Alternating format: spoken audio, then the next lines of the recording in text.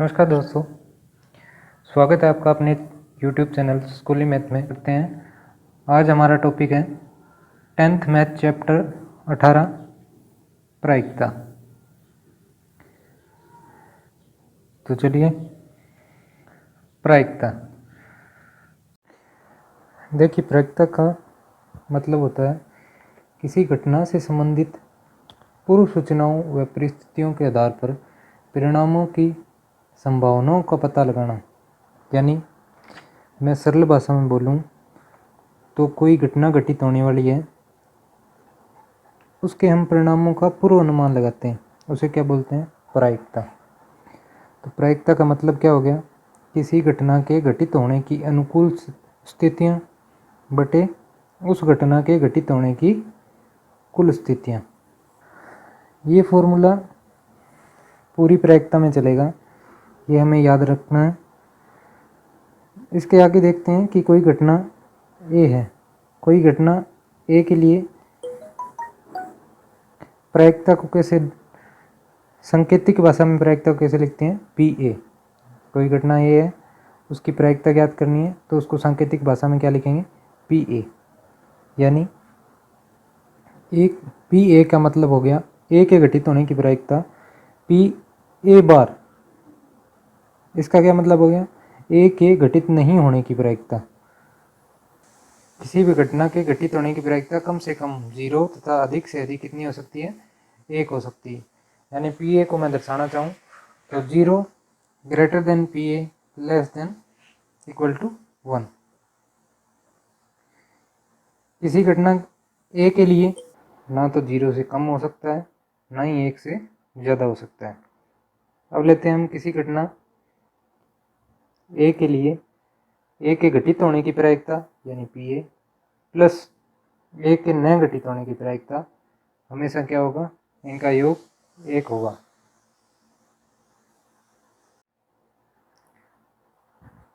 अर्थात ए के घटित होने की प्रायिकता प्लस ए के घटित न होने की प्रायिकता के योग हमेशा कितना होगा? 1। ये हर घटना के लिए लागू होगा। इससे हम क्या बोल सकते हैं कि ए के घटित होने की प्रायिकता किसके बराबर हो जाएगी? 1 माइनस ए के घटित न होने की प्रायिकता। यानी सवाल में जब भी हमें ए के न घटित होने की प्रायिकता दी जाए और ए के घटित होने की प्रायिकता पूछी जाए तो हमेशा क्या करना है? एक में से ए के घटित न होने की प्रायिकता को हटा देना है, तो इससे क्या आ जाएगा? ए के घटित होने की प्रायिकता। ऐसे ही इसका उल्टा हो जाएगा कि जब भी हमें पूछा जाए कि ए के न घटित होने की प्रायिकता क्या होगी, जब क्या दिया जाए? ए के घटित होने की प्रायिकता। ये तो होगी थ्योरेटिकल बातें। अब अपने चलते हैं सवालों पे। तो पहला सवाल है, एक घटना के घटित होने की प्रायिकता 3/5 हो तो उस घटना के घटित न होने की प्रायिकता बताइए। यानी हमें एक घटना के घटित होने की प्रायिकता दी गई है 3/5। तो हमें बताना है कि उस घटना के घटित न होने की प्रायिकता क्या होगी। यानी अपने को क्या दिया है? पी ए। अगर हम उस घटना को ए माने तो हमें क्या दिया है? P A. पी ए कितना दिया है? 3/5, है ना। घटना के घटित होने की प्रायिकता कितनी दी है? 3/5। और हमसे पूछा क्या गया है? पी ए बार, यानी उस घटना के घटित न होने की प्रायिकता। तो कैसे करेंगे? पी ए बार हमें पता है दोनों का योग कितना होता है? P A plus P A bar बराबर 1। तो इससे हम पी ए बार बराबर कितना हो जाएगा? 1 minus P A. 1 minus P A यानी ए के घटित न होने की प्रायिकता बराबर 1 माइनस ए के घटित होने की प्रायिकता। तो हमें ए के घटित होने की प्रायिकता दी गई है 3/5। तो हम 1 में से 3/5 घटा देंगे, कितना आएगा? लघुत्तम लेंगे 5, 5 माइनस 3, तो अपना आंसर आया 2/5। यानी ये किसका मान आया? पी ए बार का। पी ए बार का।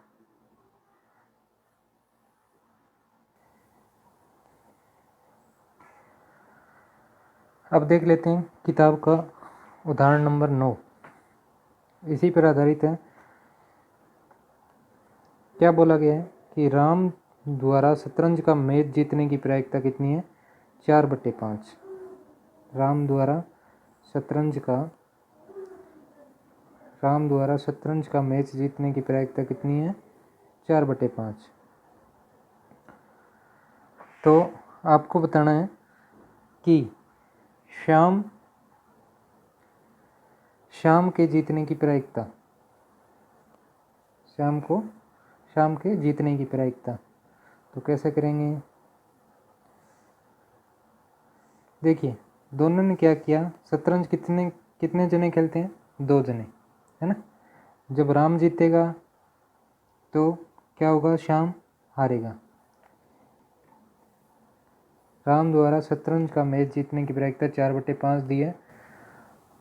इसका मतलब क्या हुआ कि अगर दोनों ने 5 मैच खेले हैं तो उनमें से 4 मैच कौन जीता है? राम, है ना। 4 मैच राम जीता है तो 1 मैच कौन जीत गया? शाम। यानी 1 मैच राम हारा होगा तभी 1 मैच वो शाम जीता है। तो शाम के जीतने की प्रायिकता क्या हो जाएगी? 1/5, है ना। 4 मैच राम जीता है, कितने में से? 5 में से। तो राम की प्रायिकता क्या हुई? 4/5। शाम की निकालनी है तो शाम के जीतने की प्रायिकता निकालनी है तो शाम कितने मैच जीता है? 1। शाम कितने मैच जीता है? 1। तो शाम के जीतने की प्रायिकता क्या हो जाएगी? उसके जितने मैच जो जीता है बटे में कुल मैच, यानी 1/5। यह हम सूत्र से कर सकते हैं कि शाम के जीतने की प्रायिकता बराबर 1 माइनस शाम के हारने की प्रायिकता या न जीतने की प्रायिकता। यही हो गया सूत्र से। शाम कब हारेगा? जब राम क्या होगा? जीत जाएगा, है ना, तभी हारेगा शाम। तो शाम के हारने की प्रायिकता किसके बराबर होगी? राम के जीतने की प्रायिकता के बराबर। तो राम के जीतने की प्रायिकता हमें दी है 4/5। तो कैसे करेंगे? पी शाम बराबर 1 माइनस पी राम, यानी राम के जीतने की प्रायिकता। तो 1 माइनस 4/5, तो क्या आ गया? 5 माइनस 4/5 बराबर 1/5, है ना। ये हो गए सूत्र पे सवाल। इसके आगे वाले सवाल किस टाइप के बन सकते हैं प्रायिकता में, उसको हमने 5 भागों में बांटा है। तो वो देख लेते हैं कौन कौन से हैं 5 भाग। उनमें से पहला है सिक्के के उछालने, यानी कोई सिक्का उछाला जाएगा तो उसके हेड आने की प्रायिकता, टेल आने की प्रायिकता वो बताना। या दूसरे टाइप के सवाल पासे पर, यानी एक पासे को उछाला जाएगा तो उसमें 1 आने की प्रायिकता, 2 आने की प्रायिकता, 4 आने की प्रायिकता, है ना। और उसके बाद तीसरे टाइप का कि एक थैले में 2-3 रंगों की बॉल दी जाएगी और आपको यादृच्छिक रूप से एक बॉल निकालनी है। थैले में से कोई बॉल निकालूं तो उसके लाल रंग के होने की प्रायिकता बताइए। इस टाइप के सवाल होंगे। चौथा टाइप क्या आएगा कि ताश की गड्डी में से एक पत्ता निकालना। ताश की गड्डी में से एक पत्ता निकालना, यानी ताश में 52 पत्ते होते हैं, उनमें से एक पत्ता निकालना है। तो उसके पूछा जाए कि हुक्म का इक्का होने की प्रायिकता बताइए, है ना। इस टाइप के सवाल। आगे वाला है कि आपको दिया जाएगा कि एक लीप वर्ष दिया है, उसमें 52 रविवार होने की प्रायिकता बताइए। 52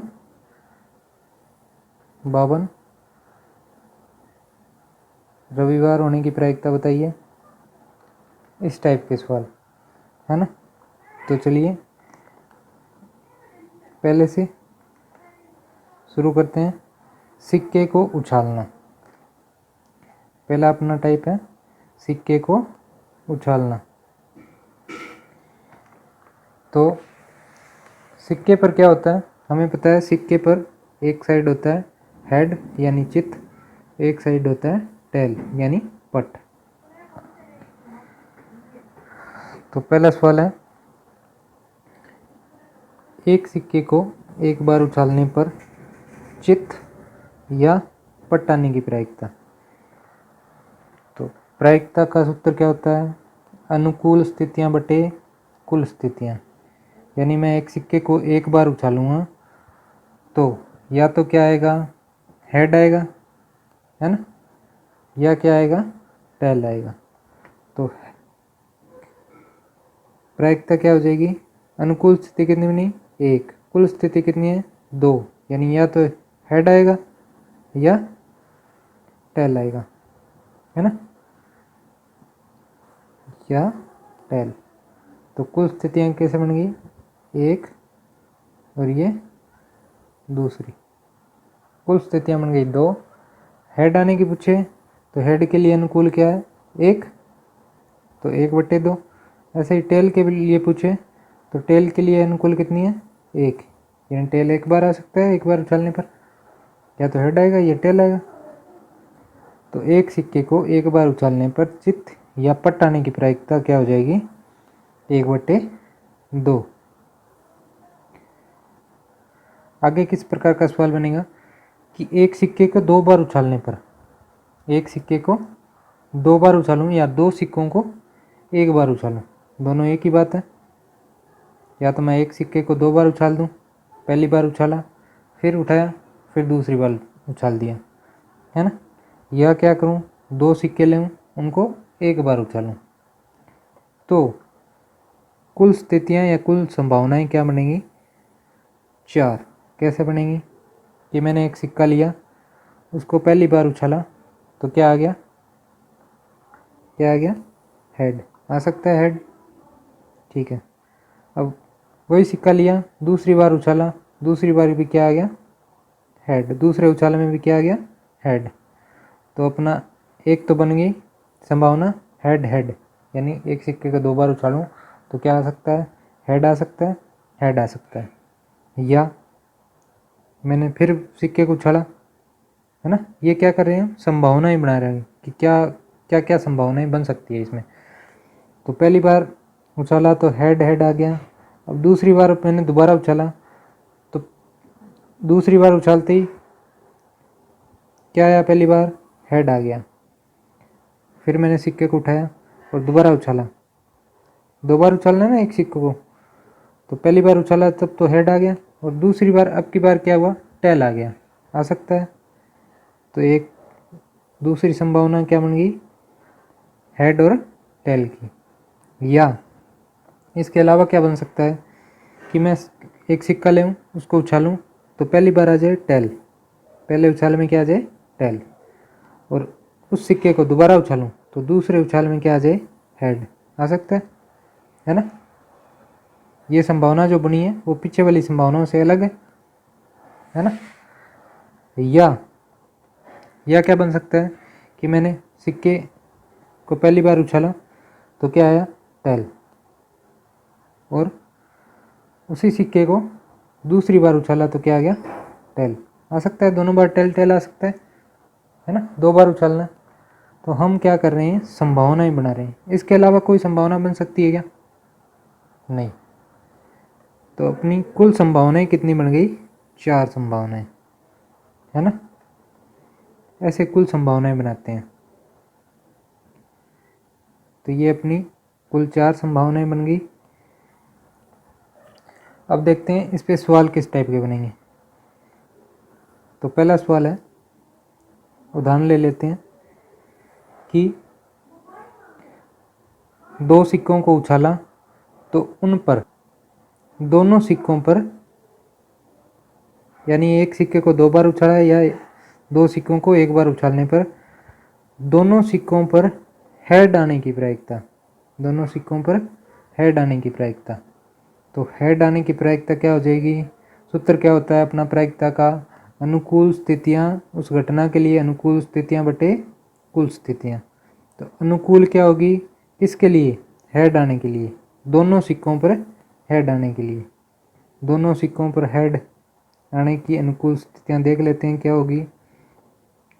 हमने ये कुल 4 स्थितियां बनाई है, उनमें से दोनों पर हेड आए ऐसी कौन सी स्थितियां हैं? इसमें दोनों पे हेड आ रहा है ना? और किसी में दोनों पे हेड आ रहा है क्या? इसमें head tail, tail head, tail head, tail tail, है ना? तो अनुकूल स्थिति क्या होगी जिसमें दोनों में हेड आए? कितनी होगी? 1। और कुल स्थितियां अपने पास कितनी है? 4। तो दोनों पर हेड आने की प्रायिकता क्या होगी उस घटना के लिए? अनुकूल स्थिति कितनी? 1, यानी हेड हेड। और कुल स्थितियां हमने कितनी बनाई है? 4। तो प्रायिकता क्या होगी? 1/4। चलिए दूसरा उदाहरण ले लेते हैं। एक सिक्के को 2 बार उछाला गया है, तो एक पर चित्त यानी एक उछाल में चित्त आने की और दूसरे उछाल में पट्ट आने की प्रायिकता बताइए। तो अनुकूल स्थितियां कैसे बनेंगी? यानी हमसे पूछा है कि P हेड टेल या P टेल हेड। तो अपना प्रायिकता का सूत्र क्या होता है? अनुकूल स्थितियां बटे कुल स्थितियां। ये सूत्र सारी प्रायिकता में लगेगा, यानी उस कोई भी घटना होगी उसके लिए अनुकूल स्थितियां बटे कुल स्थितियां। तो अनुकूल स्थितियां इस घटना के लिए क्या होगी कि जिसमें एक बार हेड आए एक बार टेल आए, या एक बार टेल आए या एक बार हेड आए। तो पहली बार उछाला हेड आ गया, दूसरी बार उछाला टेल आ गया, है ना? हम ऊपर देख लेते हैं चारों जो कुल स्थितियां 4 बनी थी उसमें से इसके अनुकूल कौन सी है वो देख लेते हैं। तो ये रही चारों स्थितियां। एक में हेड आना चाहिए, एक बार टेल आना चाहिए। तो ये रहा अपना, एक बार हेड है एक बार टेल आया। एक बार टेल, पहले उछाल में टेल दूसरे उछाल में हेड, यानी अनुकूल स्थितियां क्या बन रही है? 2। इसमें देखो दोनों बार क्या आ रहा है? Head head. पर हमसे पूछा क्या है कि एक बार हेड आना चाहिए या एक बार हेड आना चाहिए और दूसरी बार क्या आना चाहिए? टेल, या एक बार टेल आना चाहिए और दूसरी बार हेड आना चाहिए। बाकी जो 2 बच गई उसमें या तो हेड हेड आ रहा है या टेल टेल आ रहा है, तो ये उसके अनुकूल नहीं है। इसलिए अनुकूल स्थितियां कितनी बन गई? 2। अनुकूल स्थितियां कितनी बन गई? 2। तो अनुकूल स्थिति बन गई अपनी 2। तो प्रायिकता क्या हो जाएगी? 2 बटे, यानी अनुकूल स्थिति बटे कुल स्थिति। कुल है 4 और अनुकूल इसके कितनी है? 2। कौन कौन सी? पहले उछाल में हेड आया, दूसरी बार उछाला टेल आ गया, एक तो ये वाली, और दूसरी कौन सी? पहली बार उछाला तो टेल आ गया और दूसरी बार उछाला तो हेड आ गया। ये दोनों स्थितियां इसके अनुकूल है और कुल अपनी स्थितियां बनाई थी 4। तो अनुकूल बटे कुल ये होगी इसकी प्रायिकता, यानी 2/4। इसको क्या लिख सकते हैं काट के? 1/2। तो ये अपना आंसर हो गया। अब देखते हैं तीसरे टाइप के सवाल क्या बन सकता है कि एक सिक्के को 3 बार उछाला जाए। एक सिक्के को कितनी बार उछाला जाए? 3 बार उछालने पर, या मैं बोलूं कि 3 सिक्कों को एक बार उछालने पर बनने वाली कुल संभावनाएं कितनी होगी? 8। कौन कौन सी? मैंने पहला सिक्का लिया, उसको उछाला, क्या आ गया? मान लिया हेड आ गया, है ना? और दूसरा सिक्का लिया, उसको मैंने उछाला, क्या आया? हेड आ गया। तीसरा सिक्का उछाला, उसमें भी क्या आ गया? हेड आ गया। आ सकता है, तीनों बार हेड हेड आ सकता है ना? तो इस तरह हम सारी संभावनाएं बना बना के देखेंगे।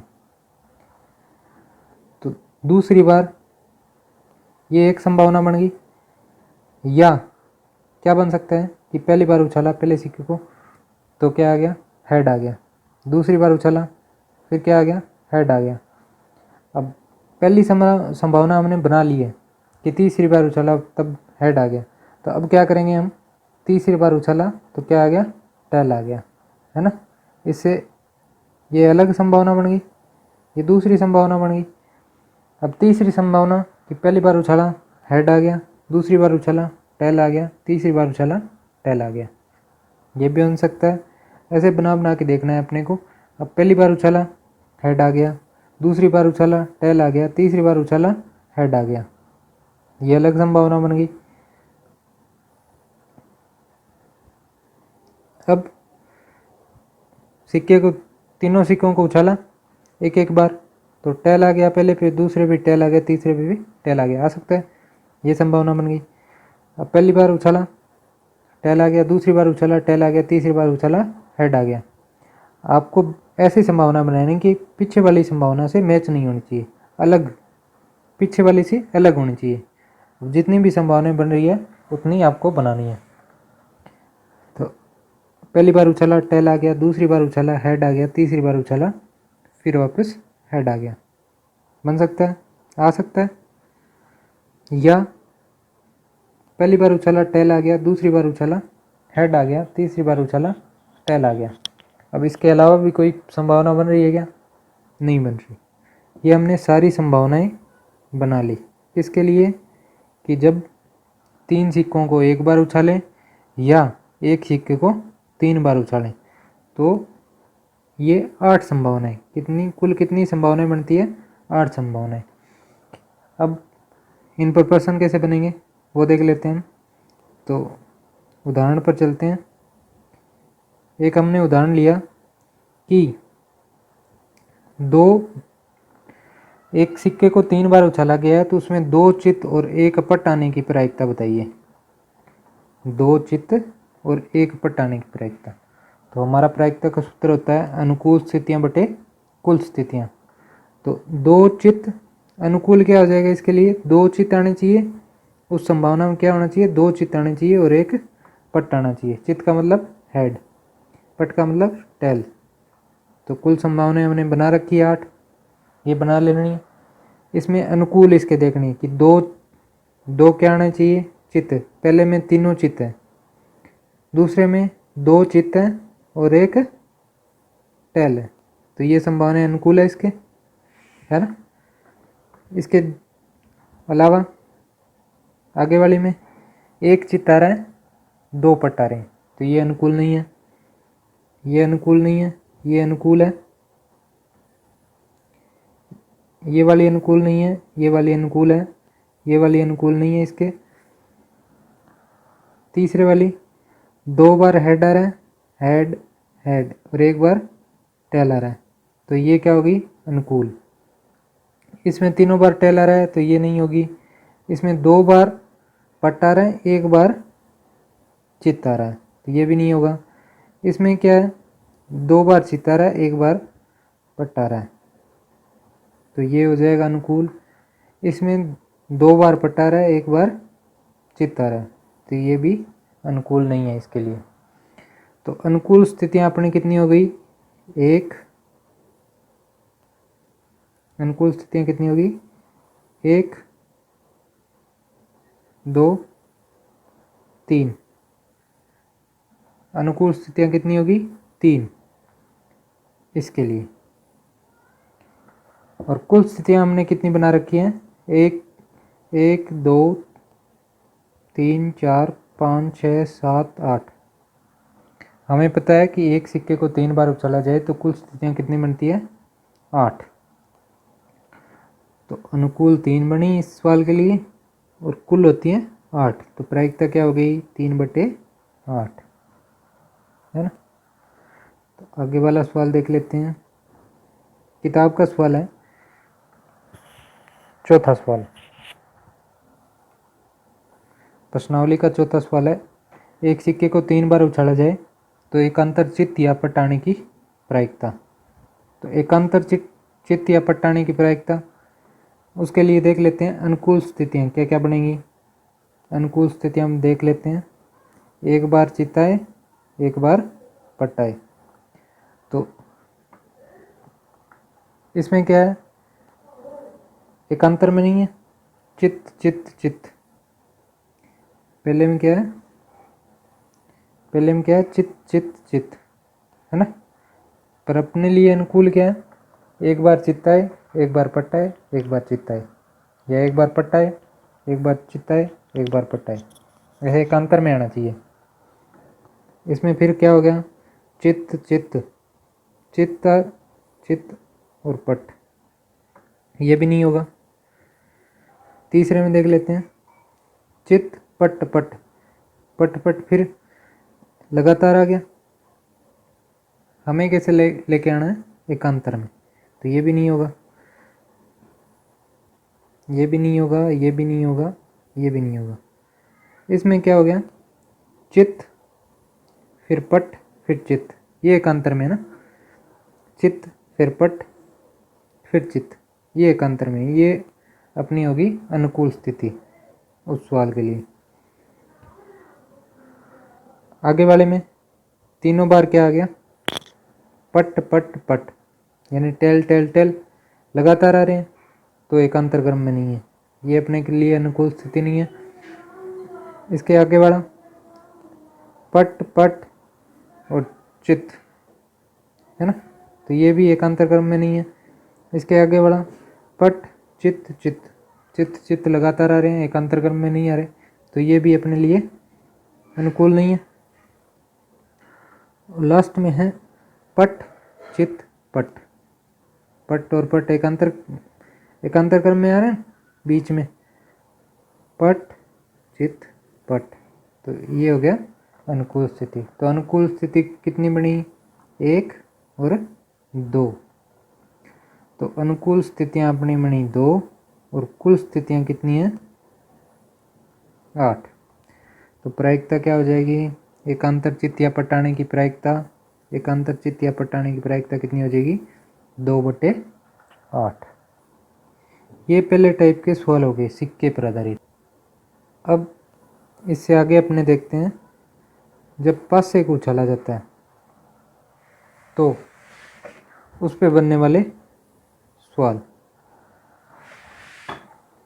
पहले टाइप के, एक पासे को एक बार उछालने पर, एक पासे को एक बार उछालने पर बनने वाली कुल स्थितियाँ। एक पासे को मैं एक बार उछालूँगा तो क्या क्या आ सकता है, संभावनाएं चेक करनी है अपने को कि पहली बार उछाला क्या आ गया, 1 आ सकता है, 1 हाँ आ सकता है। तो ज़रूरी थोड़ी ना 1 ही आए, 2 भी आ सकता है, 3 भी आ सकता है, 4 भी आ सकता है, 5 भी आ सकता है, 6 भी आ सकता है ना। 7 आ सकता है क्या, नहीं आ सकता। क्यों नहीं आ सकता, क्योंकि 7 पासे पर होता ही नहीं। पासे आपने पासा देखा होगा, उस पर 1 से कितने अंक होते हैं, 6 तक, है ना। तो 1 से 6 तक कोई भी अंक आ सकता है एक बार उछालने पर। तो कुल स्थितियाँ कितनी बन गई, 6, यानी या तो 1 आ जाए, या 2 आ जाए, या 3 आ जाए, या 4 आ जाए, या 5 आ जाए, या 6 आ जाए। ये कुल स्थितियाँ कितनी बन गई, 6। अब इस पर सवाल कैसा बनेगा कि एक पासे को उछाला जाए तो उस पर अंक 5 आने की प्रायिकता बताइए। तो 5 मैंने पासे को उछाला, 5 आ जाए, है ना। तो 5 आने की प्रायिकता के लिए अनुकूल स्थिति क्या होगी, ये वाली, कितनी, 1। अनुकूल स्थिति कितनी बन गई, 1, जब 5 ही आए, है ना। और कुल स्थितियाँ कितनी होती है, 6, यानी ये सब आ सकता है, ये जरूरी थोड़ी ना 5 ही आए, सब आ सकता है, 1 आ सकता है, 2 आ सकता है, 3 आ सकता है, 4 आ सकता है, 5 आ सकता है, 6 आ सकता है। तो 5 अंक आने के लिए अनुकूल स्थिति क्या बन गई, 1, और कुल स्थितियाँ कितनी बनती है, 6। तो प्रायिकता अंक 5 आने की प्रायिकता क्या होगी, 1/6। ऐसे ही कोई अंक का पूछा जाए, चाहे 2 का पूछा जाए, 3 का पूछा जाए, तो सबके लिए क्या हो जाएगा, अनुकूल स्थिति 1 बन जाएगी और कुल स्थिति कितनी बन जाएगी, 6। तो प्रायिकता क्या हो जाएगी, 1/6, है ना। दूसरे टाइप के सवाल क्या बनते हैं, एक पासे को 2 बार उछालने, एक पासे को 2 बार उछालने पर या 2 पासों को एक बार उछालने पर। दोनों एक ही बात है कि एक पासे को मैं 2 बार उछालूं या 2 पासों को एक बार उछालूं, तो बनने वाली कुल स्थितियाँ कितनी होगी? 36। कैसे बनेगा कि मैंने पहले पासे को उछाला, कितना आ जाए? 1 आ जाए, है ना। उसी पासे को दोबारा उछाला, दोबारा क्या आ जाए? 1। तो एक संभावना ये बन गई। फिर यह क्या हो सकता है? मैंने पहले पासे को उछाला तो अंक क्या आ गया? 1। दूसरी बार उछाला तो अंक क्या आ गया? 2। ये बन सकता है। ऐसे अपने को संभावनाएं बना रही है। तो संभावनाएं कैसे बनानी है कि पहले को तो एक एक रखना है और दूसरी बार दूसरे उछाल को बदलते जाना है कि पहली बार उछाला 1 आ गया, दूसरी बार उछाला 1 आ गया, पहली बार उछाला 1 आ गया, दूसरी बार उछाला 2 आ गया। अब पहली बार उछाला 1 आ जाए, दूसरी बार उछालूँ 3 आ जाए, है ना। तो ये सब अलग अलग संभावनाएं हैं। सारी संभावनाएं अपने को बना के देखनी है। तो कुल कितनी संभावनाएं बनेंगी? 6 छिके 36। तो एक पासे को 2 बार उछालने पर कुल संभावनाएं कितनी बनती है? 36। ऐसे ही पहले पासे को उछाला 6 आ जाए, दूसरे पासे को उछाला तो कितना आ जाए? 1 आ जाए। बन सकता है? आ सकता है? आ सकता है। या पहले पासे को उछाला मैंने 6 आ जाए, दूसरे पासे को उछालूँ कितना आ जाए? 2 आ जाए। आ सकता है? आ सकता है। तो ये संभावना बन गई। या पहले पासे को उछाला 6 आ जाए, दूसरे पासे को उछाला कितना आ जाए? 3। आ सकता है? बिल्कुल आ सकता है। या ऐसे करते जाना है, लास्ट में पहले पासे को उछालूँ तो कितना आ जाए? 6। और दूसरे पासे को उछालूँ उस पर भी कितना आ जाए? 6। आ सकता है? दोनों उछालों में 6 6 आ सकता है? आ सकता है, बिल्कुल। अब पहले पासे को मैंने उछाला तो क्या आ गया? 6। पहले पासे को उछाला 6 आ गया। और दूसरी बार उछाला तो दूसरे पासे पर 7 आ सकता है क्या? नहीं आ सकता। क्यों नहीं आ सकता? क्योंकि 7 अंक ही नहीं होता पासे पर, है ना। तो एक पासे को 2 बार उछालने पर या 2 पासों को एक बार उछालने पर कुल स्थितियाँ कितनी बनती है? 36।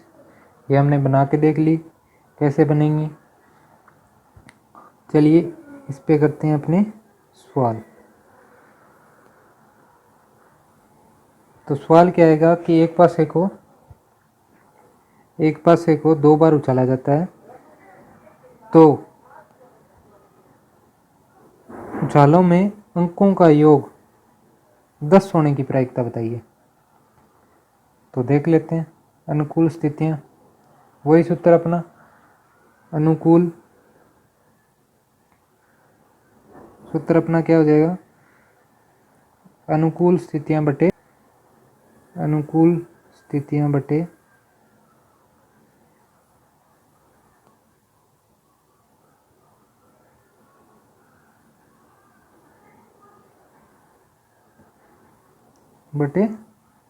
कुल स्थितियाँ, यानी उस घटना के घटित होने के लिए अनुकूल स्थितियाँ बटे कुल स्थितियाँ।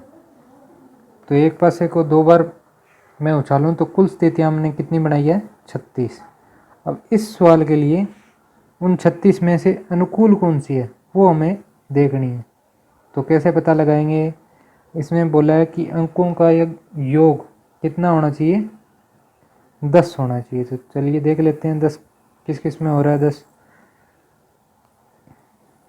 पहले में देखो, पहली बार उछाला 1 आया, दूसरी बार उछाला 1 आया, दोनों अंकों का योग 10 हुआ क्या? नहीं हुआ, 2 हुआ।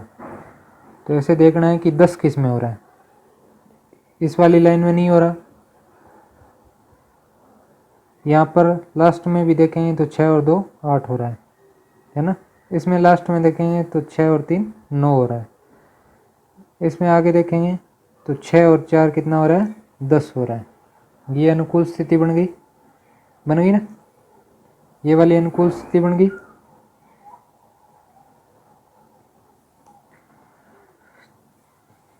चार और 6 10। 2 बार एक सिक्के को 2 बार उछालने पर अंकों का योग 10 आ रहा है। पहली बार आया 4, दूसरी बार पासे पर आ गया 6, तो अंकों का योग कितना हो गया? 10। इस वाली लाइन में देखो, इसमें नहीं बन रहा, इसमें नहीं बन रहा, इसमें नहीं बन रहा। 5 और 4 9, 5 और 5 10, इसमें बन रहा है। 5 और 5 10 बन रहा है। और तीसरी लाइन में 6 और 4 10, है ना। तो अनुकूल स्थिति किसके लिए? अंकों का योग 10 आने के लिए कितनी हो गई? 3। कुल स्थितियाँ कितनी बनती है? एक पासे को 2 बार उछालने पर कुल स्थितियाँ बनती है 36। और अंकों का योग 10 आने के लिए अनुकूल कितनी होगी? 3। यानी 4 और 6 आ जाए, 5 5 आ जाए, 6 और 4 आ जाए। इसके अलावा किसी में 10 हो रहा है क्या? अंकों का योग नहीं हो रहा। तो अनुकूल स्थितियाँ अपनी कितनी बन गई? 3। तो अपना सूत्र क्या होता है? अनुकूल स्थिति बटे कुल स्थितियाँ। तो अनुकूल स्थितियाँ अपनी बन गई 3। कौन कौन सी? 4 6 5 5 6 4। इनमें अंकों का योग कितना हो रहा है? 10। और कुल कितनी होती है? 36। तो प्रायिकता क्या हो जाएगी? अनुकूल बटे कुल, यानी 3 बटे 36। इसको सरल करके लिखेंगे तो 1 बटे 12। तो प्रायिकता क्या हो गई? अंकों का योग, एक पासे को 2 बार उछालने पर अंकों का योग 10 आने की प्रायिकता क्या हो जाएगी? 1 बटे 12। अलग उदाहरण ले लेते हैं।